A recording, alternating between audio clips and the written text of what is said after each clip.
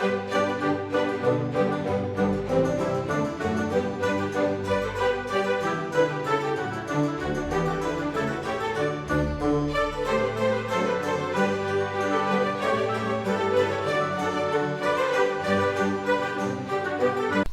a todos los amigos de Filosofía Apuntes. Estamos con uno de los apuntes más interesantes de Filosofía Apuntes, que es el geocentrismo. Esta antigua teoría que sostiene que la Tierra es el centro inmóvil del universo y que todos los cuerpos celestes giran a su alrededor. Fue durante siglos una de las ideas fundamentales en la astronomía y en la comprensión del ser humano en el cosmos. Claro, porque no era solamente una cuestión científica, como usted podría pensar, sino que también era una cuestión de filosofía, de cosmología, de ritos, de mística, etc. Desde las primeras civilizaciones hasta la Europa medieval, el modelo geocéntrico configuró no solo la visión científica, como habíamos dicho, sino que también las religiosas, las filosóficas, de la humanidad. Y este sistema, que fue respaldado y perfeccionado por personajes como Aristóteles y Ptolomeo, no solo definió cómo observaban y entendían el cielo las sociedades antiguas, sino que también su posición respecto a la divinidad y el orden natural que encierra todo este tema. Entonces, aquí, en nuestra entrada, vamos a explorar cómo se desarrolló el geocentrismo, sus principales fundamentos y cómo este fue recepcionado por ciertos intelectuales. Ahora bien, tengo que hacer una advertencia en este podcast, porque este podcast o esta entrada de blog, incluso porque usted lo puede ver en Blogger, se va a centrar absolutamente en el geocentrismo. Es decir, no vamos a ver nada de heliocentrismo, sin perjuicio de que obviamente el heliocentrismo ya estaba en la antigua Grecia, ya algunas civilizaciones lo consideraban, pero no vamos a ver nada de heliocentrismo. Aquí solo vamos a ver geocentrismo. Y después, en un podcast o una entrada posterior, vamos a ver todo lo que significó el heliocentrismo. Por ahora vamos a estudiar bien el geocentrismo, vamos a comprenderlo en su totalidad y después vamos a continuar con las otras críticas. Así que sin más dilación, entonces, muchachos, vamos allá.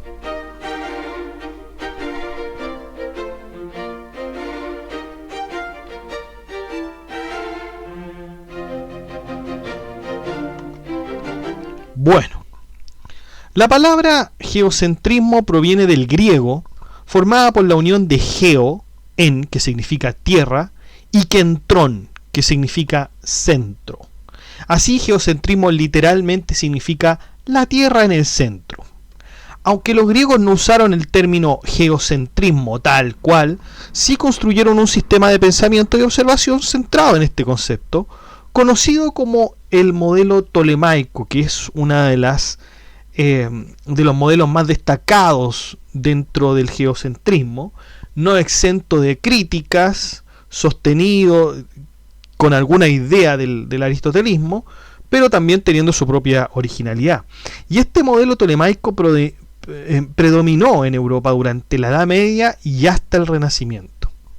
Cuando la teoría heliocéntrica de Copérnico comenzó a ganar aceptación y el modelo de la Tierra en el centro, el sistema tolemaico, es decir, necesitaba ser contrastado de manera explícita.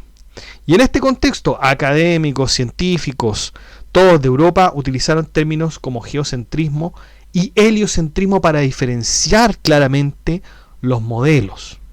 Es probable que el término haya emergido en textos científicos y filosóficos en los siglos XVI, XVII, a medida que el heliocentrismo se consolidaba, pero no fue popularizado por un autor específico, sino más bien por el contexto académico que contrastaba ambos sistemas en sus escritos. Para comenzar este estudio, entonces, deberemos adentrarnos en la antigüedad. Tenemos el hinduismo, primeramente. En la cosmología hindú podemos encontrar un interesante mito sobre la idea de la Tierra como el centro del universo. Según su creencia, el mundo descansa sobre 4 grandes elefantes que a su vez están sobre una tortuga gigante llamada Kurma. y esta tortuga flota en un vasto océano representando la estabilidad y la base sobre la cual se sostiene la Tierra. Entonces usted tiene que imaginarse un vasto mar, un vasto océano, una tortuga gigante que encima de su caparazón tiene 4 elefantes que sostienen además la Tierra. Y los animales tienen significados en el mito. La tortuga representa la estabilidad y el equilibrio. Los elefantes habría que distinguir porque son 4. Está Airavata, que es el elefante del este, que es montura del dios Indra, que es el dios del cielo y de la lluvia, como guardián del este. Airavata representa aurora, representa la luz, el conocimiento y la fuerza que impulsa los ciclos diarios del mundo. Su figura también está asociada con la fertilidad y la abundancia, ya que simboliza la lluvia que permite el crecimiento de las cosechas. Pundarika, el elefante del sur, que es el elefante que guarda el sur, que lo cuida, y su nombre significa loto blanco, lo cual lo asocia con la pureza y la espiritualidad. Vamana, que es el elefante del oeste, es el elefante guardián del oeste. Su nombre se asocia con las encarnaciones de Vishnu, el avatar enano que retoma el espacio del universo, y en este contexto simboliza la capacidad de expansión, sabiduría y transformación. Supratika, el elefante del norte. Supratika es el elefante guardián del norte, y el norte es considerado, entendido, una dirección auspiciosa relacionada con la prosperidad, el crecimiento y la paz. Ahora, claro, esta es una idea geocentrista, pero aquí no se explica un sistema astronómico que explique por qué la Tierra es el centro del universo. Pero por el mito podemos advertir entonces que los hindús ponían a la Tierra en una posición central y fija dentro del cosmos, transmitiendo la idea de que el mundo terrenal es el núcleo alrededor del cual gira todo el universo. Eso con respecto a los hindús. Vamos con los egipcios. Porque en la mitología egipcia, la diosa Nut, personificación del cielo, y el dios Heb, personificación de la tierra, tienen un papel fundamental en la estructura cósmica. Nut se arquea sobre la tierra, mientras que Heb permanece debajo, y ambos separados por Shu, que es el dios del aire. Si usted lo viera puede ponerlo en Google, la imagen, están, ¿no es cierto? Está Nut, que está por arriba, Heb por abajo, y al medio está Shu, que es el dios del aire. Bueno, en esta estructura la tierra, que es Heb, se concibe como el lugar central e inmóvil sobre el que se desarrolla la vida, mientras que Nut, el cielo, se mueve diariamente sobre ella. Y esta idea coloca nuevamente a la Tierra como el núcleo alrededor del cual transcurren los ciclos celestes, como el movimiento del Sol y las estrellas. Ahora bien, más tarde a Heb se le va a identificar ya no como la Tierra, sino como la Tierra de Egipto. Claro, los egipcios van a considerar que, por ejemplo, el río Nilo, que es uno de los ríos que daba, por alguna manera decirlo, frondosidad en medio del desierto, que además daba vida y agua a los habitantes, bueno, entonces comenzaron a analizar y a entender que ese río era el principio de todas las cosas, tal como lo sostenían, y algunos filósofos también presocráticos, aunque esto de egipcio es mucho anterior, y en ese sentido para los egipcios, Egipto era la centralidad del mundo, teniendo el río Nilo, teniendo a estos dioses, Egipto era la centralidad. Para ellos, ese era el centro del mundo, el propio Egipto. Vamos con los aztecas. Los aztecas veían el universo como una estructura dividida en 3 niveles. En primer lugar tenemos la tierra, que es Tlalticpac, el Ilhuicatl, que son los cielos, y Mictlán, que es el inframundo. La tierra ocupaba el centro de esta estructura y era el lugar donde vivían los humanos. Se llevaban a cabo los rituales y sacrificios y se manifestaban las fuerzas cósmicas. Este enfoque de la Tierra como un eje central refleja una percepción geocéntrica, pues coloca el mundo terrenal como el centro de las interacciones divinas y humanas. Por otro lado, Tenochtitlán, la capital azteca, era vista simbólicamente como el centro del universo. De hecho, el nombre de México, derivado de México, significa en el ombligo de la luna, lo cual refuerza la idea de que el territorio azteca era el centro sagrado del cosmos, y en este sentido el proceso fue similar al de los egipcios. En China, en la antigüedad china se concebía la Tierra como un cuadrado fijo y el cielo como una esfera que cubría este espacio terrenal. Esta teoría, conocida como Gaitian, la bóveda de los cielos, visualizaba el universo como una cúpula circular que giraba alrededor de una Tierra estática y cuadrada. Aunque los chinos no usaron el término geocentrismo, esta teoría implicaba claramente una visión geocéntrica en la que la Tierra es el punto fijo y central del universo, mientras que los cielos, es decir, los cuerpos celestes, se mueven a su alrededor. Vamos con los nórdicos. La mitología nórdica tenía en verdad una interconexión entre varios mundos y no uno central. Sin embargo, todos tenían un tronco común que sería el Yggdrasil, y el mundo de los humanos solamente sería una parte de todas las ramas de este árbol llamado Yggdrasil, que también era llamado el árbol de la vida. Este árbol no implicaba un universo centrado en la Tierra, sino una conexión multidimensional entre diferentes planos de existencia. La idea de una Tierra central no era el foco, y los nórdicos concebían más bien un sistema estructural de reinos interconectados. Cuando los conceptos del geocentrismo y el heliocentrismo se introdujeron en la Europa del Norte, principalmente durante la era medieval con la llegada del cristianismo, los pueblos nórdicos se familiarizaron con la cosmología tolemaica, que era fundamental en la doctrina cristiana en la época. Eventualmente esta visión geocéntrica fue aceptada sobre todo por la influencia religiosa y cultural, aunque su cosmovisión original y la narrativa del Yggdrasil persistieron en las sagas y las historias orales. Por lo tanto, también tuvieron una mirada geocéntrica. Vamos con los mayas. La cosmología maya no se basa en un modelo geocéntrico al estilo de las culturas grecolatinas, aunque sí colocaban a la Tierra en una posición central dentro de su cosmovisión, pero de manera más simbólica y espiritual que física. Los mayas desarrollaron un complejo sistema astronómico y cosmológico en el que la Tierra ocupaba una posición especial como punto de referencia para la observación y la interpretación de los cuerpos celestes, pero no postulaban que estos cuerpos giraran alrededor de la Tierra en un sentido físico y mecanicista, como por ejemplo el modelo de Ptolomeo. Para los mayas el universo estaba dividido en múltiples niveles o capas, con el inframundo, que era Xibalbá debajo, la Tierra en el centro y los cielos sobre ella. Este concepto es similar al de otras culturas mesoamericanas que percibían el cosmos en forma de capas o niveles verticales, y no en términos de esferas concéntricas. La Tierra se ubicaba en el centro de estos niveles, sostenidas por árboles sagrados o pilares en cada una de las direcciones cardinales, lo cual creaba una representación simbólica, por supuesto, del cosmos. Ahí estamos con los mayas entonces. Vamos con Babilonia.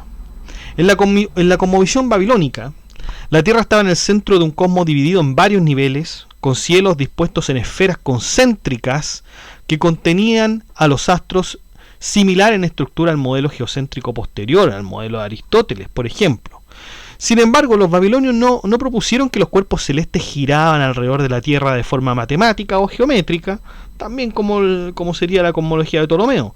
Su visión también era más bien teológica y simbólica. Cada planeta y astro estaba asociado con un dios, y su movimiento reflejaba la voluntad y la influencia de estos dioses en los eventos terrestres. La astronomía babilónica contribuyó, no obstante, a la creación de un marco astronómico, que sería esencial para el desarrollo del modelo geocéntrico en Grecia. Gracias a las influencias que la idea de los registros babilónicos ejercieron en el mundo helénico, los griegos heredaron una rica tradición de observación y cálculo astronómico que usaron para construir su propio modelo cosmológico. Por ejemplo, la división del zodiaco en 12 signos. Los ciclos de los planetas y ciertos modos de predicción astronómica fueron legados de Babilonia que influyeron en la posterior estructuración del geocéntrico modelo de Ptolomeo. Ahora, el origen de estos 12 signos del zodíaco, en realidad, si bien en Babilonia tenemos los antecedentes, no sabemos las razones de por qué tendrían que ser 12. No se sabe, no se tiene, parece ser que es una cuestión más bien arbitraria. Aunque algunos, como vamos a ver después, hay algunos pensadores, filósofos, intelectuales, astrónomos que tratan de ponerlos en un cierto sistema, ¿no? Seguimos avanzando y vamos al Antiguo Testamento. Si bien en la Biblia pueden encontrarse algunos versículos que dan a entender que se trata de explicar la centralidad de la Tierra, ciertamente que esto no se hace con la pretensión de construir un sistema cosmológico. Porque si nosotros leemos el Salmo 93.1, dice: Jehová reina, se vistió de magnificencia, Jehová se vistió, se ciñó de poder, afirmó también el mundo y no se moverá. En el Salmo 104.5 dice: Él fundó la tierra sobre sus cimientos, no será jamás removida. Eclesiastés 1.5: Sale el sol y se pone el sol, y se apresura a volver al lugar de donde se levantó. Bueno, estos versículos uno pudiera pensar inmediatamente que reflejan la cosmovisión geocéntrica y la idea de una tierra estable y firme y que no se mueve. Eso también era importante en el modelo geocéntrico y era común en las culturas antiguas y bueno, también en la posterior, porque la fijeza de la tierra siempre se sostuvo. Sin embargo, el contexto literario y cultural de estos textos, que el Antiguo Testamento, indica que no tenían la intención de explicar el funcionamiento físico del cosmos, sino que expresar en realidad la estabilidad y seguridad del orden creado por Dios. Entonces se descarta que el Antiguo Testamento intentara instalar una estructura astronómica determinada, sea geocentrista o heliocentrista. La verdad es que estos pasajes explican otras cosas que tienen otros propósitos, ¿no? Vamos entonces con la antigüedad clásica. Dejamos a la antigüedad propiamente tal y vamos a la antigüedad clásica. Antigüedad clásica representada en un principio por los griegos. Anaximandro de Mileto. Anaximandro desarrolló una de las primeras cosmologías griegas conocidas, donde planteó que la Tierra era un cuerpo cilíndrico. Era un cuerpo cilíndrico. Imagínense que flotaba en el centro del universo sin apoyo, rodeada por esferas concéntricas en las que se movían los cuerpos celestes. Esa era su visión de la Tierra. Aunque su modelo no era completamente geocéntrico, en el sentido posterior y detallado por Aristóteles o Ptolomeo, sí estableció la idea de una Tierra estacionaria en el centro, ¿no? Que está flotando y que, bueno, está rodeada de cuerpos celestes. Vamos con Parménides. El filósofo presocrático Parménides fue uno de los grandes que contribuyó a esta idea de la Tierra como centralidad. Sin embargo, no es que haya construido un modelo geocéntrico determinado, sino que su idea de que el ser es algo inmutable, en contraste al no ser que no es decir, no existe, contribuyó a pensar que todo lo que existe, y la Tierra, por Dios que existe, bueno, ha sido eterna y no solo eso, sino que es eterna y fija, porque el ser, es decir, lo que es, siempre ha sido y en consecuencia es inmortal. Esta idea de Parménides nosotros la hemos visto en otros podcasts. Vean los podcasts de los presocráticos en la parte de Parménides. Y claro, Parménides fundamentalmente no aceptaba el movimiento, no aceptaba esto de pasar del ser al no ser o del no ser al ser. Entonces, como había una dificultad entre siempre relacionar el ser con el no ser, porque el ser siempre es y el no ser no es, entonces el ser siempre se mantiene fijo, eterno, y el no ser, bueno, el no ser no existe. Entonces, en ese sentido, para Parménides, todo lo que existe siempre ha existido. Entonces eso contribuye, quizás no quiere decir esto, hoy sí, la Tierra es el centro del universo, pero contribuye a decir la Tierra es eterna y fija, que es uno de los presupuestos del geocentrismo, que decir que también la Tierra es fija. Para Parménides, el ser es una unidad indivisible, y esta concepción de la realidad como una totalidad cerrada y única también se reflejó en el pensamiento cosmológico griego.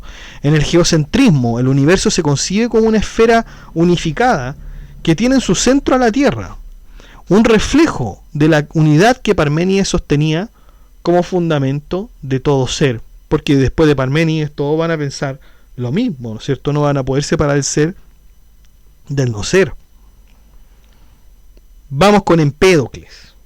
La construcción de un mundo mediante los 4 elementos, el agua, el tierra, el fuego y el aire, que se unen mediante el amor y se separan por la amistad. Ese es el mundo que pensaba Empédocles.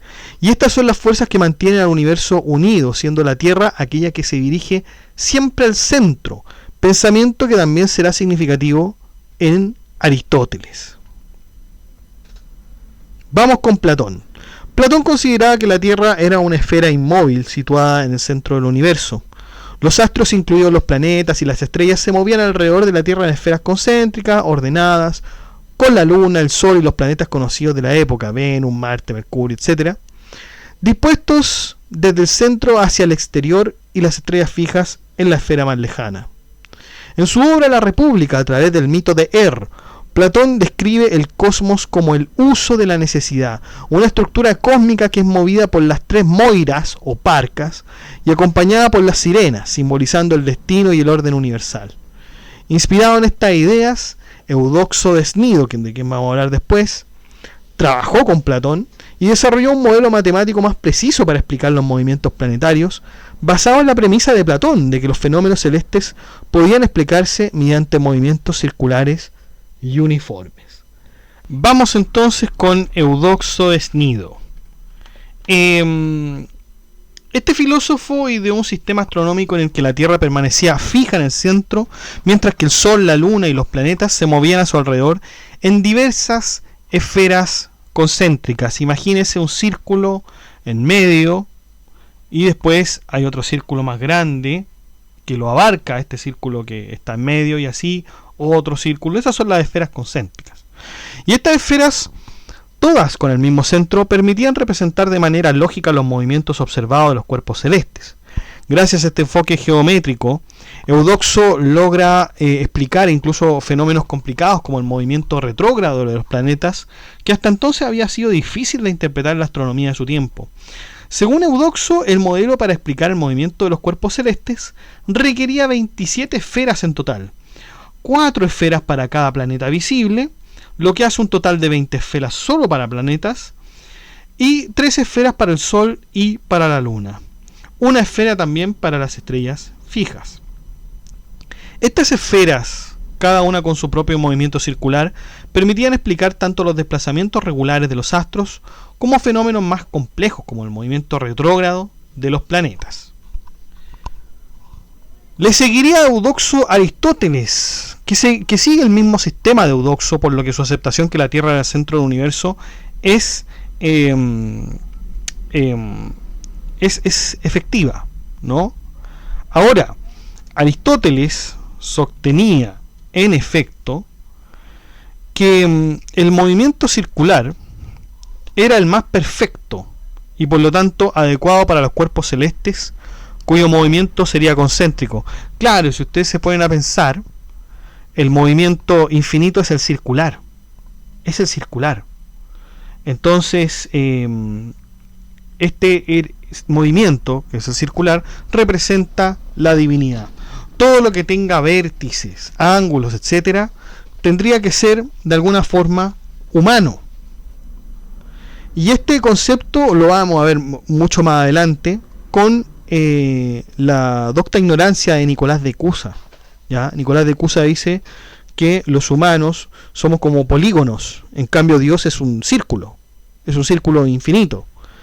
Pero no, los polígonos no pueden ser infinitos, ¿no es cierto? Porque tienen estos vértices que los detienen. Entonces no podría considerarse el ser humano como un círculo. Entonces el movimiento circular estaba siempre restringido y exclusivo para la divinidad. Según su modelo, cada planeta, junto con el Sol y la Luna, se mueven en una serie de esferas concéntricas y transparentes que giran alrededor de la Tierra, muy parecido a Eudoxo. Y estas esferas, hechas de éter, mantienen un movimiento uniforme y constante, lo que para Aristóteles simbolizaba la perfección divina. Aristóteles llegó a sumar 55 esferas al sistema de Eudoxo. En este sentido, Aristóteles, claro, creía que los planetas eran cuestiones superiores a los hombres y que eran eternos, eran divinos porque siempre han estado ahí y se mueven encima, o sea, realmente no había cómo posicionar a los planetas sino en una posición superior, y como su movimiento era circular, mucho más aún vamos a ponerlo en una categoría superior a los hombres, que son perecibles, que no se mueven de forma necesaria circularmente y no se mueven eternamente y no son eternos, por cierto. Entonces, por eso también Aristóteles que decía que estos cuerpos celestes deben tener como el quinto elemento el éter, y todo lo demás, es decir, el agua, la tierra, el fuego y el aire, que son elementos sublunares, están en la tierra. Por lo demás, y siguiendo Empédocles, la tierra como elemento tenía su lugar natural, el cual era el centro. Por eso cada vez que se levanta tierra en un lugar, esta cae porque su lugar natural es el centro de la tierra. Claro, Aristóteles tenía esta teoría de que los elementos, los 4 elementos sublunares, es decir, la tierra, el agua, el aire y el fuego, tenían movimientos naturales. El aire se mueve naturalmente hacia arriba porque ese es su lugar natural, lo que está arriba. El fuego también se mueve hacia arriba. Si usted prende fuego, se da cuenta que el fuego lo primero que hace es ascender. El fuego, digamos, no baja, no tiene un movimiento, digamos, hacia abajo, ¿no?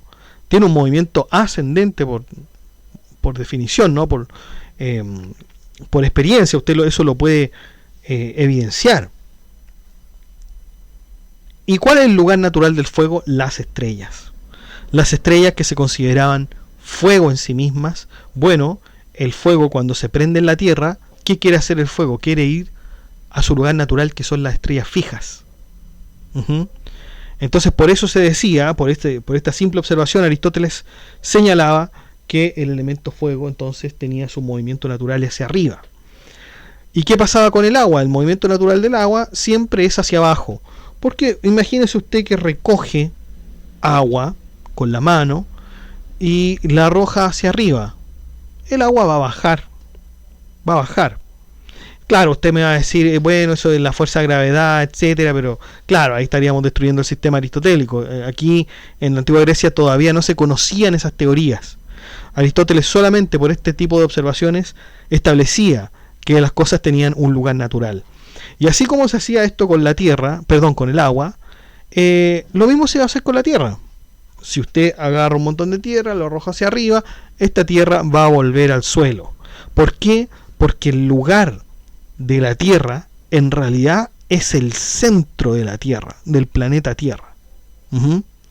Ese es el tema, el lugar natural. Entonces se dice, bueno, como la Tierra quiere ir al centro, vamos a decir que el centro de la Tierra es el centro del universo, no hay duda de ello.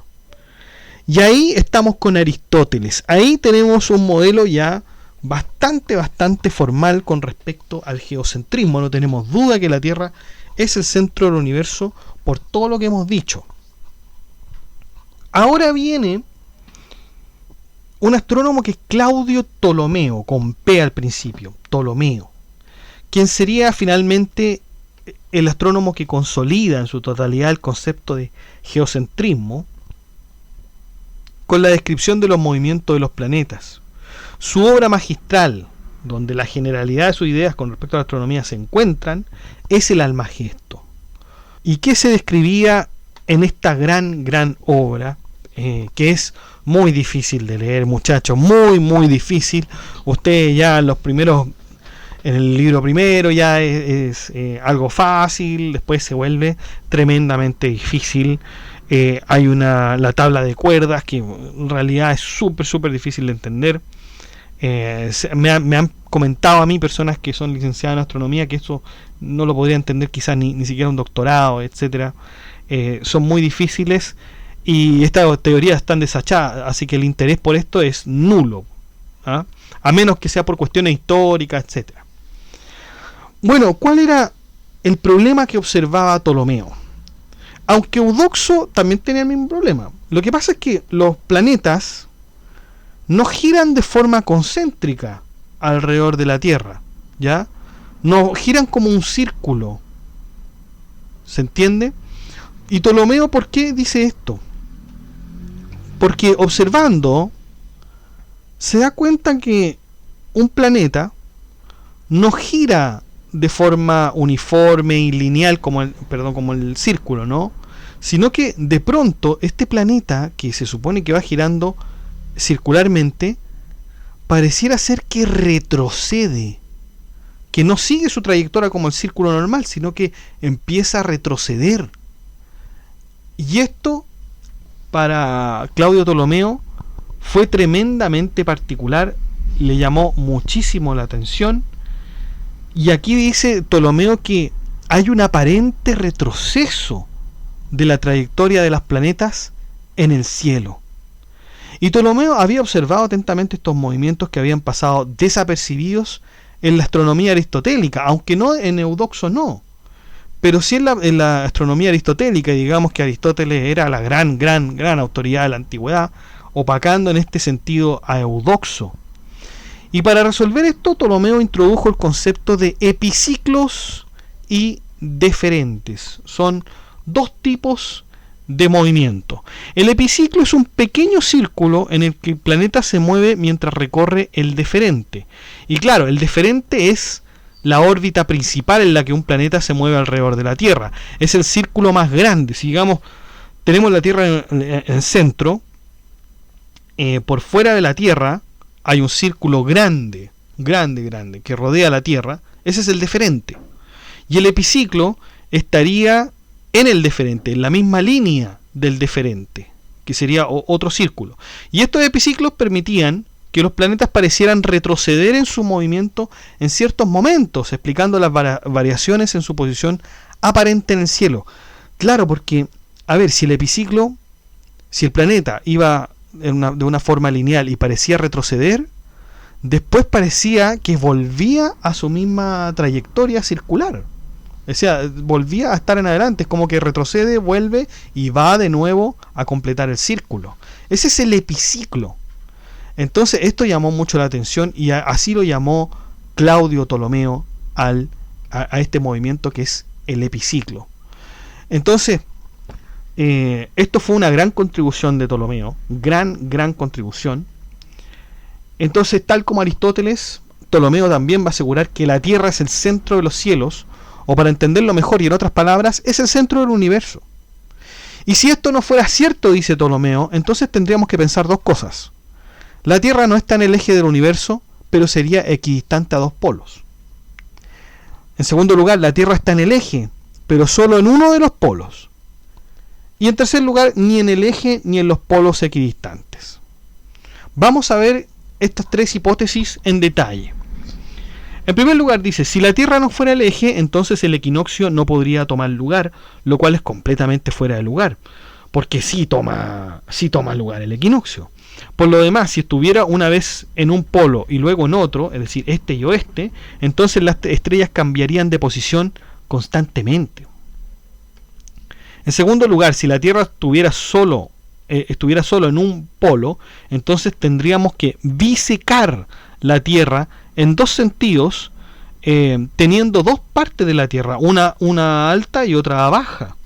Y esto significaría que las estrellas que se ven al sur serían invisibles para los del polo del norte, y viceversa, lo cual es absurdo. Y la tercera consecuencia, que recordemos, es que ni en el eje, la Tierra no está ni en el eje ni en los polos equidistantes. Bueno, se rebate con las dos primeras ideas mencionadas. Otra de las pruebas también es que la Tierra es redonda. Y es por la sombra que proyecta la Tierra en otros astros, como la Luna. O sea, ahí ya se puede entender que la Tierra era redonda. Eso es con respecto a la prueba de que es redonda y está en el centro del universo. Sin embargo, hay otro concepto importante en la astronomía de Ptolomeo. Los planetas se movían bajo un centro que se llama ecuante, que servía como punto imaginario y para así comprender el movimiento de los planetas. No es que en el cielo justamente exista un punto que se llame ecuante, sino que Ptolomeo, para explicar este movimiento, dice: este planeta se mueve en un ecuante. Y en efecto debemos pensar que el movimiento de los planetas antes de Ptolomeo se caracterizaba por ser perfectamente circular y uniforme, pues los cielos siguen esa trayectoria divina. Acuérdense que esto está mezclado también con lo religioso de la época, ¿no? Lo circular. Ahora bien, al colocar el punto del ecuante en una posición diferente al centro de la Tierra, porque para explicar el movimiento de los planetas tenemos que poner un punto, que es el ecuante, fuera del centro de la Tierra o de la esfera celestial, entonces el sistema tolemaico usaba una construcción matemática que no reflejaba una estructura física o real, porque esto era más bien para explicar el movimiento de un planeta, y esto le traería muchos problemas más tarde. Es clara la inmovilidad de la Tierra por el hecho de que son los objetos de esta los que se mueven. Los objetos siempre van hacia abajo, es decir, hacia el centro de la Tierra. Y de hecho, si no fuera por la superficie de esta, los objetos seguirían dirigiéndose hacia el centro. Muchos pensadores antiguos decían que la Tierra se movía, por cuanto ésta era un objeto como cualquier otro. Sin embargo, si fuera así, entonces la Tierra estaría cayendo infinitamente, dejando a todos los objetos pequeños en el aire. Esta es la idea de Ptolomeo. Por otro lado tenemos a Heráclides Póntico, quien fue el primer filósofo en establecer que la Tierra se movía en su propio eje, pero que sin embargo los cielos eran los que permanecían inmóviles. Finalmente, las observaciones de Ptolomeo coincidían con los modelos matemáticos, obviamente de la época. Además, en todo caso, además del Almagesto, Ptolomeo escribió el Tetrabiblos, que es una obra astrológica en la que expone cómo las posiciones y movimientos de los cuerpos celestes, basados en su modelo geocéntrico, influyen en la vida y el destino de los individuos y las naciones. En el Tetrabiblos, Ptolomeo justifica, adivinen qué, la astrología como una práctica basada en las influencias de los planetas y signos zodiacales sobre la Tierra, considerando que el sistema geocéntrico permitía entender cómo las posiciones planetarias afectaban fenómenos terrestres. Y claro, Ptolomeo observaba que cuando un planeta pasaba por la parte en donde se ubicaba cierto signo zodiacal, las personas se comportan de distinta manera. Los nacidos aquí son de una determinada manera. Y él, claro, bajo las observaciones, porque todo esto era así, bajo estas observaciones se designaba, digamos, las personas nacidas en este signo son de determinada manera. Los planetas cuando se mueven tienen influencia en las personas, etcétera. El Mercurio retrógrado, que también se habla. Los planetas tienen influencia en los fenómenos terrestres, no solamente como por ejemplo la Luna con las mareas, que era también una idea que ya se estaba desarrollando, sino que también con respecto a los humanos y su comportamiento. Era una idea de ese estilo. Fíjense entonces que hasta ahora nosotros hemos descrito un universo, un cosmos absolutamente matemático. O sea, aquí no se podría prescindir de las matemáticas. Todo esto es explicado mediante geometría. Por lo tanto, la visión que tenían estos hombres era absolutamente mecanicista. El mundo funciona como un reloj suizo. Funciona así, funciona a la perfección. Y uno puede rebatir la idea de eso siempre que sea mediante mecanismos. Pero no puede ser, el mundo no está hecho a una voluntad. Y eso es lo que contrasta con lo mecanicista. El mundo no funciona por voluntad, no funciona por arbitrariedades. Nada está ahí sin tener una explicación matemática, científica, como lo tenían en estos tiempos. Y por lo tanto, como era científico, como era de mucho sentido mecánico, era lógico, era absolutamente lógico. Y bueno, si se van a rebatir estas ideas, tienen que ser con las mismas fuerzas, Hasta ahí entonces estamos con Ptolomeo. Vamos con Marco Tulio Cicerón. En verdad Cicerón no tenía un modelo propio astronómico, pero sabemos por sus obras que seguía el planteamiento geocéntrico. Es decir, para Cicerón la Tierra está en el centro, rodeada de esferas concéntricas. O sea, seguía mucho más el modelo, en todo caso, aristotélico que el tolemaico, pero no hay nada de diferencia. Cicerón lo sostenía. Séneca, aunque pueda parecer muy similar a las miradas anteriores, las descripciones del mundo natural en Séneca, como en las obras de Cuestiones Naturales, sugieren que también seguía un modelo geocéntrico no muy distinto al de sus predecesores. Sin embargo, aunque utiliza todos los antecedentes geocéntricos de Aristóteles, Séneca no duda que podrían existir otros modelos cósmicos, pero lo deja hasta ahí, porque en realidad lo que hace Séneca en cuestiones naturales es describir fenómenos meteorológicos, no se mete tanto en el cosmos, en los planetas. Plinio el Viejo, por medio de su Historia Natural, este filósofo recopila todos los datos y antecedentes que se han hablado sobre la Tierra. Y principalmente con respecto a la Tierra, Plinio se queda con la mirada geocéntrica. La Tierra, en palabras de Plinio, es el planeta por lo cual todos los cuerpos celestes giran alrededor. Así que ahí está el caso de Plinio el Viejo. Vámonos ahora a la India. Pasamos de la antigüedad, Grecia, Roma, hasta la India. En la India de Aryabhata, que Aryabhata era un pensador, era un astrónomo también, se le consideraba, el geocentrismo era la visión predominante del cosmos, siguiendo la idea de que la Tierra estaba inmóvil en el centro del universo. Aryabhata, sin embargo, introdujo una idea innovadora al proponer que la rotación diurna del cielo se debía al movimiento de rotación de la Tierra sobre su propio eje, algo radical para el pensamiento geocéntrico tradicional. Aunque Aryabhata no llegó a cuestionar la posición central de la Tierra del universo, y por lo tanto no rompe con el modelo geocentrista, su idea de que la Tierra giraba sobre su eje marcó un cambio fundamental, porque el modelo tolemaico y el modelo aristotélico sí mantenían fija a la Tierra. En palabras de Aryabhata, la rotación de los cielos era solo una ilusión, resultado de la rotación de la Tierra sobre su propio eje. Y utilizó una analogía para explicar esta idea. Dijo, así como una persona en un barco percibe que los objetos estacionarios en la orilla parecen moverse hacia atrás, una persona en el punto de observación llamado Lanka vería las estrellas como si se desplazaran en dirección opuesta. Aryabhata atribuyó este movimiento aparente de las estrellas a la rotación constante de la Tierra hacia el este, en un proceso impulsado por el aliento de Pravaha, un término que utilizaba Aryabhata y simbolizaba el movimiento cósmico. Este es el caso más conocido con respecto al geocentrismo en la India. Vamos a lo interesante que es la Edad Media.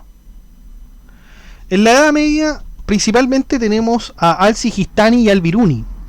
Al-Sijistani concebía el universo en un esquema ordenado de esferas concéntricas, donde cada esfera era una emanación divina que iba descendiendo en grado de perfección. La Tierra en el centro representaba el punto más bajo y material de esta jerarquía, mientras que las esferas superiores se acercaban a la divinidad. Para él la Tierra era el lugar de la imperfección, la multiplicidad y la división, en contraste con la unidad y la perfección de las esferas superiores. De hecho, por Al-Biruni sabemos que Al-Sijistani inventó el astrolabio, el astrolabio es un antiguo instrumento astronómico que sirvió también para la navegación, diseñado para medir la posición de los cuerpos celestes como las estrellas y los planetas en el cielo. Esto para representar el centro de la Tierra, por el cual se entiende que tenía la creencia de que la Tierra obviamente era el centro del universo.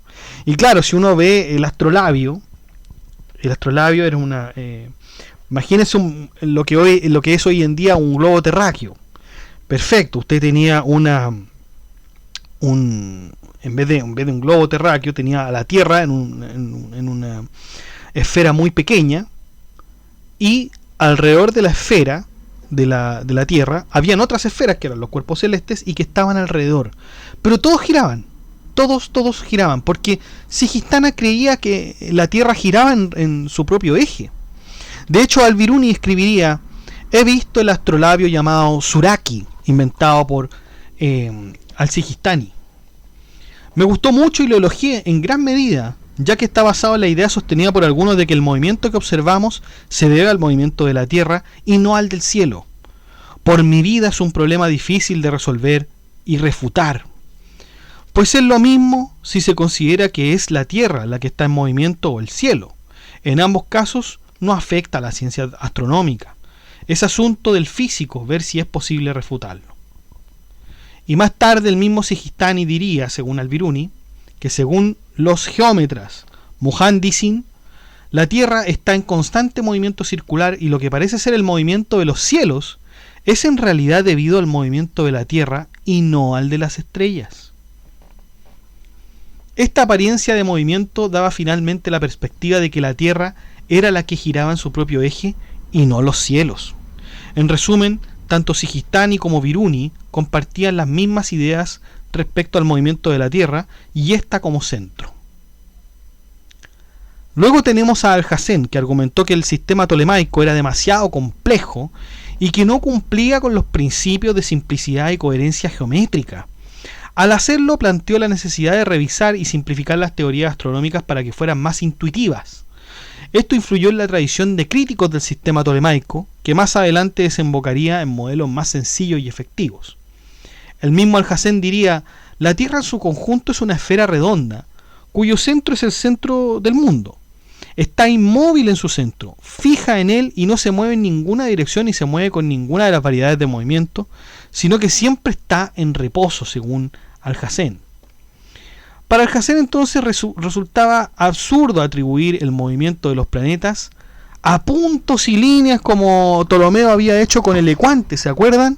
Que era un punto arbitrario fuera de la Tierra para explicar los movimientos de los planetas. Entonces ciertamente la intención de Alhazen no era, por cierto, que no era acabar con el modelo tolemaico geocentrista, pero sí perfeccionarlo desde el punto de vista de los movimientos. Criticaría los movimientos como el epiciclo y el deferente, pero solo con respecto al ecuante, que en verdad lo pensaba como algo imaginario. Claro, como lo habíamos señalado, Ptolomeo pone un punto en el universo, digamos. Yo imagino que tratando de explicar de esto, Ptolomeo de forma coherente, de forma racional, imagínense tener una especie de papel o en la arena quizá, tratar de dibujarlo y utilizar las figuras geométricas, no siempre coinciden con la realidad, y eso también es una cuestión filosófica, muchachos. A veces las matemáticas no coinciden con la realidad, no coinciden. De hecho, los objetos matemáticos, como diría Platón, no existen en la realidad, no existen.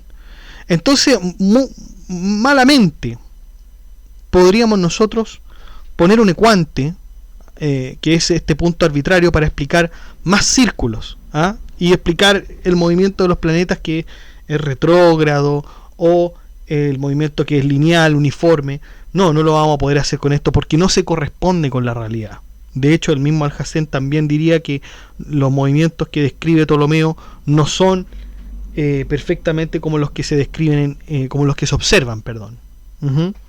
Por lo tanto, para Alhazen, el sistema tolemaico necesita revisión.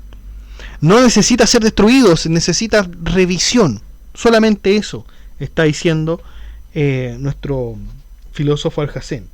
Y que claro, el sistema tolemaico se sostiene en geométrica imaginaria. Ese es el punto. Fakhr al-Din al-Razi, el filósofo musulmán, rechazó el modelo tolemaico y todas las contribuciones que se habían hecho. Es más, no creía que la Tierra fuera el centro del universo, y esto ya es impactante porque es uno de los primeros que cree que esto no es así. En palabras del filósofo, dice: hay miles de mundos más allá de este, de modo que cada uno de estos mundos puede ser más grande y más enorme que este mundo, así como tener lo mismo de lo que este mundo tiene. Fíjense lo increíble que dice al-Din al-Razi, que obviamente, ojo, que este no es al-Razi, que es el libre pensador que nosotros ya habíamos visto en otros podcasts. Este es Fakhr al-Din al-Razi. ¿Ok? ¿Y cómo, de dónde sacaba esto este caballero? Bueno, era cuestión de leer el Corán, porque en un pasaje del Corán, en un versículo, se dice: alabado sea Alá, es decir, alabado sea Dios, Señor de los mundos. No Señor del mundo, Señor de los mundos. Es decir, no existe un solo mundo, existen varios. Por lo tanto, la Tierra no puede ser el centro del universo si ya está diciendo el Corán que hay varios mundos. De esta forma, si bien no muestra cómo se articula este sistema astronómico, su reflexión deja fuera el geocentrismo. No sé por qué Al-Hassen, Al-Sijistani, que también eran filósofos musulmanes, no observaron esta gran particularidad con respecto al Corán. Pero bueno, Al-Din al-Razi lo recuerda, ¿no? Con estas críticas al sistema tolemaico, o las opciones como nos propuso aquí Al-Din al-Razi, surgiría una revolución, muchachos. Es la revolución Maraga. En el siglo XIII, el astrónomo Nasir al-Din Tusi convenció al líder mongol Hulagu de construir un observatorio en Maraga, que hoy en día es Azerbaiyán. Así nació la Escuela de Maraga, que marcaría el comienzo de una tradición astronómica, continuada luego en ciudades como Damasco y Samarcanda. La astronomía ocupaba un lugar esencial en la cultura islámica, ya que no solo facilitaba la navegación, sino también la precisión de los tiempos de oración, el inicio y el fin del mes del Ramadán, y la dirección de la Qibla, que es la Kaaba en la Meca.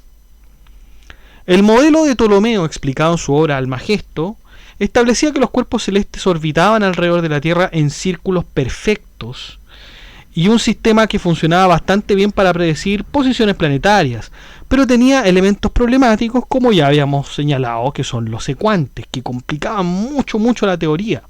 Entonces, el observatorio de Málaga fue el más destacado centro de ciencia y astronomía en el mundo islámico, atrayendo a estudiosos de toda la región y hasta de China.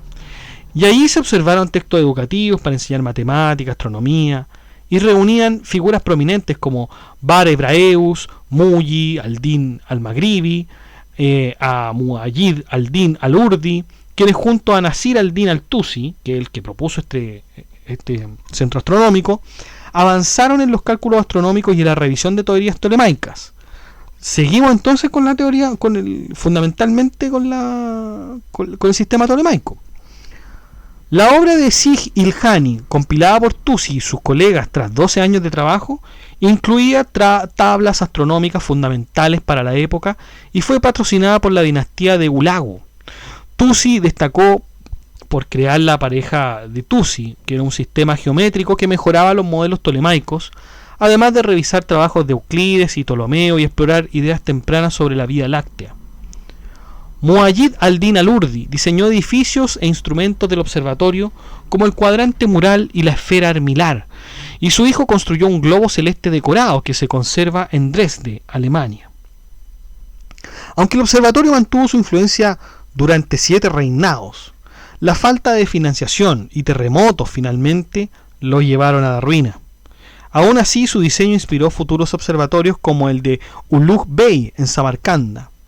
Ahora bien, es cierto que perfeccionaron el modelo tolemaico, pero tampoco cambiaron su perspectiva geocéntrica. Solo quisieron modificar la teoría de Lequante. Eso solamente era el interés, no era acabar con el sistema tolemaico. Entonces, según estas teorías, el movimiento relativo al punto correspondiente al Lequante tolemaico parecía uniforme, pero en lugar de un movimiento desigual a lo largo de un círculo, como era el caso de Ptolomeo, el planeta del medio se movería en una combinación de movimientos uniforme a lo largo de varios círculos, es decir, ponían varios círculos más los del observatorio de Málaga. Como cada uno de estos movimientos era uniforme, se modeló mediante la rotación de esferas sólidas, lo que eliminó la contradicción entre la teoría matemática de los planetas y su fundamentación física. Por otro lado, estas teorías conservaron la precisión de la teoría de Ptolomeo, ya que cuando se observaba desde Lequante, el movimiento todavía parecía uniforme y la trayectoria espacial resultante de un planeta promedio prácticamente no era diferente de un círculo. Fue la gran crítica, fue la gran modificación al sistema tolemaico, pero ojo, no se ha destruido el geocentrismo. Vamos con la astronomía judía. Desde el primer milenio después de Cristo, el sistema geocéntrico fue adoptado por científicos judíos en las figuras de Maimónides y Gersónides, contribuyendo a su desarrollo y revisión. Maimónides, influenciado por la cosmología aristotélica, rechazó los epiciclos de Ptolomeo y optó por un modelo donde los cuerpos celestes giran en esferas desplazadas respecto a la Tierra. Y esto era muy parecido al Equante, aunque finalmente Maimónides consideró que estas explicaciones no eran satisfactorias. Maimónides consideraba que los excéntricos, al igual que los epiciclos, eran incompatibles con la física aristotélica. También rechazó la teoría de las esferas homeocéntricas por su incapacidad para explicar las irregularidades en el movimiento planetario. ¿Y qué serán estas esferas homocéntricas? Esto quiere decir que se imaginaba el universo como una serie de esferas transparentes, todas con el mismo centro, de ahí que se llamaran homocéntricas, ¿no? Por lo tanto, esto no explicaba, de acuerdo a Maimónides, el movimiento de los planetas. Y en última instancia, Maimónides reconocía que la comprensión humana podría ser insuficiente para captar plenamente la estructura del universo. Podemos ver que a lo mejor Maimónides se rindió, ¿no? Por su parte, Gersónides, que su nombre era Levi ben Gershom, propuso un sistema excéntrico en el que las esferas celestes están separadas por capas de fluido cósmico, residuos de la materia primaria. Este fluido, según Gersónides, permite calcular las distancias cósmicas, estimando la esfera de las estrellas fijas a unos 100.000 años luz de distancia. A diferencia de Aristóteles, Gersónides sostenía que la Tierra está en el centro debido a su peso relativo y no a un lugar natural, como habíamos señalado en la teoría de Aristóteles, postulando que los cuerpos se mueven según su densidad en relación a su entorno. Vamos entonces ahora con la posición de la Iglesia. ¿Qué decía la Iglesia una vez conformada? En general, a la Iglesia le convenía esta mirada geocéntrica del universo planteada por los filósofos, sea cual fueran los detalles que tuviese con respecto a los demás planetas, que cómo se movían. O sea, a la Iglesia, mientras la Tierra sea el centro del universo, estaba bien, no había ningún problema. Podía tener todos los detalles que usted quisiera, pero mientras sea la Tierra el centro del universo, eso coincide y le viene bien a la Iglesia. Para Santo Tomás de Aquino no había dudas de que la Tierra era el centro del universo, y eso lo podemos ver en la cuestión 68 de la Suma Teológica, a propósito del firmamento. Cuando llegamos al artículo 4 de esa cuestión 68, el Aquinate dice: la Tierra está relacionada con el cielo como el centro a la circunferencia. Alrededor de un centro puede haber muchas circunferencias. Por eso, habiendo una Tierra, se colocan muchos cielos. Otra figura respecto a la Iglesia es Roberto Melarmino. Melarmino fue una figura influyente en la defensa del geocentrismo en un momento en que la visión tolemaica estaba siendo cuestionada por los descubrimientos de Copérnico y Galileo. Como teólogo y defensor de la ortodoxia católica, Melarmino argumentó que aceptar el heliocentrismo, es decir, señalar al Sol como el centro del universo, significaba reinterpretar pasajes bíblicos que parecían indicar una tierra fija, como en el caso de Josué, donde se describe el Sol deteniéndose en su lugar. Para Belarmino, las ideas heliocéntricas representaban una amenaza no solo para la cosmología aceptada, sino también para la autoridad de la Iglesia en la interpretación de las Escrituras. En una carta famosa de 1615, argumentó que, aunque el heliocentrismo podría considerarse una hipótesis matemática útil para cálculos astronómicos, no debía afirmarse como una verdad literal que contradijera el entendimiento bíblico tradicional. Sostenía que reinterpretar las Escrituras en base a teorías no probadas sería improcedente e imprudente, lo cual llevó a la Iglesia a reafirmar su postura geocéntrica en aquel entonces. Vamos con el geocentrismo y su relación con la astrología, porque algo habíamos hablado de Claudio Ptolomeo. En el modelo geocéntrico, los planetas, el Sol y la Luna, giraban alrededor de la Tierra en esferas, lo que facilitaba la creación de horóscopos y la interpretación astrológica, asignando propiedades, efectos a estos cuerpos celestes según su posición en el cielo en un momento determinado.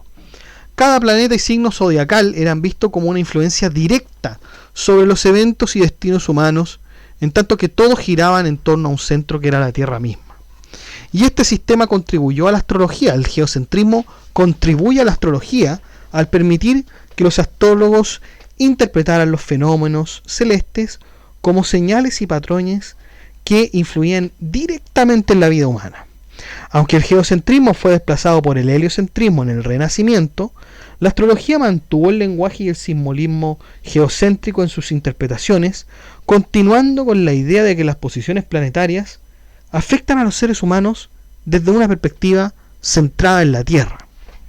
Ahora, claro, usted me puede preguntar, bueno, entonces los astrólogos de hoy creen en el geocentrismo, creen realmente que la Tierra es el centro del universo, porque para ejercer la astrología tendría que tenerse ese esquema para poder hablar y para poder, digamos, ejercer dicha disciplina, porque si quitamos el geocentrismo ya no podríamos explicar todo aquello que surge como influencia directa a las personas. Pero bueno, este es un tema aún debatible, imagino yo. Los astrólogos deberán tener quizás también sus argumentos para decir que el sistema geocéntrico todavía se puede ocupar como el predictor del destino o las características de las personas. Eso tendríamos que dejárselo a los astrólogos. Bueno, muchachos, eso es todo lo que teníamos que decir con respecto al geocentrismo. Por cierto, entonces, que el geocentrismo es uno de los temas que ha caído en desuso en los últimos tiempos, pero su estudio es absolutamente valioso, muchachos. El esfuerzo de todos estos intelectuales por explicarse el universo mediante los recursos que tenían en aquellos tiempos, para mí es verdaderamente admirable. Pareciera ser que todas las ciencias parten así. Primero surgen teorías que a usted le pueden resultar ridículas incluso, absurdas, no tienen ningún sentido. Pero de esta idea, que a usted le pueden parecer absurda, ridícula, lo que usted quiera, van surgiendo ciertos comentarios, ciertas observaciones, y se empieza a complejizar. Y se empieza a ver una nueva perspectiva que aporta, o sea, esa pregunta que pareció, o esa teoría que pareció ridícula y absurda, comienza a generar otras ideas que empiezan a tener repercusiones positivas en el campo de la ciencia o el pensamiento. Entonces esto confirma, muchachos, que todos los esfuerzos dentro de las ciencias son siempre válidos, ya sea para la época o para el futuro, da absolutamente lo mismo. Esto yo siempre lo he visto, yo siempre lo he dicho y como profesor siempre lo ejerzo. Hay estudiantes que hacen preguntas en las clases y claro, a los profesores se les hacen preguntas también y uno dice, oye, la pregunta realmente que hizo el alumno no fue muy relevante, ¿ya? O es una pregunta básica. A veces hay personas que dicen, es una pregunta infantil aquella. Pero yo invito a los profesores, a los colegas, a observar esto de manera distinta y a preguntarnos que en vez de que esta pregunta sea absurda, sea tonta o infantil, a tratar de que esa misma pregunta tenga una relevancia para la clase, tenga una relevancia, porque si uno insiste en ese tipo de cosas, en ese tipo de gestos, el alumno, bueno, en primer lugar no va a preguntar más, y en segundo lugar el alumno va a tener instalado en su mente de que hay preguntas que no se pueden hacer, que es ridículo hacer este u otro tipo de preguntas, que es ridículo hacer este u otro tipo de planteamientos, y entonces esa persona se va a cerrar a que tiene que hacer preguntas muy muy relevantes, a preguntas que en realidad sean relevantes para el profesor, o derechamente que tiene que estudiar cosas útiles, que tiene que estudiar cosas que en realidad tengan una relevancia y no estar preguntando cosas que parecieran ser en su apariencia tener una intrascendencia increíble. Yo invito a que aquellos colegas que piensan de la primera manera, que traten de hacer esa pregunta relevante. Eso es lo que hacía, de hecho, uno de los más grandes pedagogos del siglo XX, que era Jean Piaget. Jean Piaget le hacían una pregunta y él la transformaba, es una pregunta que pudiera parecer muy simple, la transformaba en una pregunta de relevancia significativa.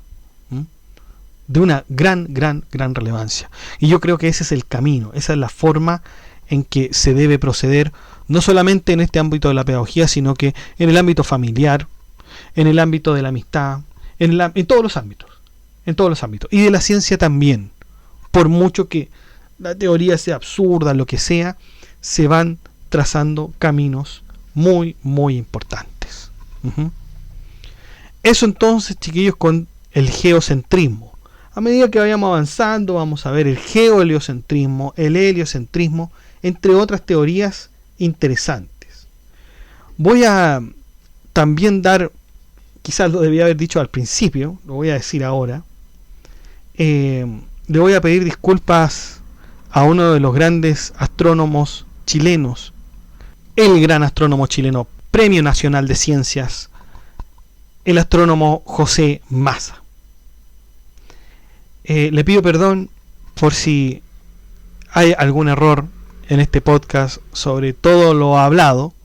Tenga en cuenta que no soy astrónomo, soy un amante de la filosofía y el geocentrismo algo tuvo que ver con filosofía. Y bueno, si usted alguna vez logra escuchar este podcast y llega hasta el final, porque quizás ya desde el principio no le gustó, vio algún error, vio una inconsistencia, etcétera, le pido las disculpas del caso.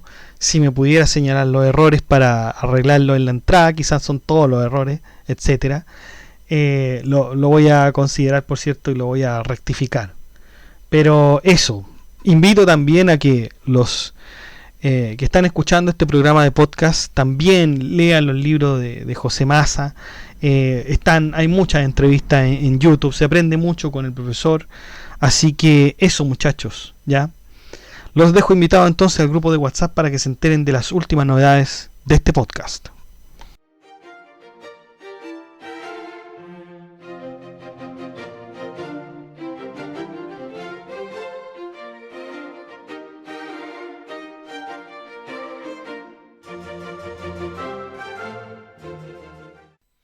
Bueno, chicos, eso ha sido todo. Muchas gracias por escuchar este podcast. Si le ha gustado, dé like, comente, comparta, suscríbase, acceda al blog que está en la descripción del video, haga su aporte en PayPal o en Patreon.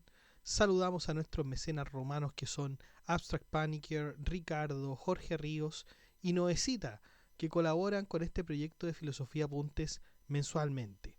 Un abrazo a todos. También saludamos a nuestro mecenas medieval, que es Cap Welter, que también colabora con una membresía un poco más alta que los mecenas romanos y que ya se ha mantenido en el tiempo apoyando este proyecto educativo. Muchas gracias, Cap Welter. Un abrazo también. Y usted puede ser colaborador en Filosofía Apuntes inscribiéndose en las membresías que aparecen en el botón unirse de cada video. Usted presiona el botón unirse, van a aparecer 4 membresías con distintos precios y usted puede elegir el que mejor le convenga. Si no le acomoda ninguno de esos precios, de todas maneras usted puede colaborar con Filosofía Apuntes haciendo clic en el botón gracias y poner la suma que a usted más le acomode. Que estén muy bien, cuídense, chao.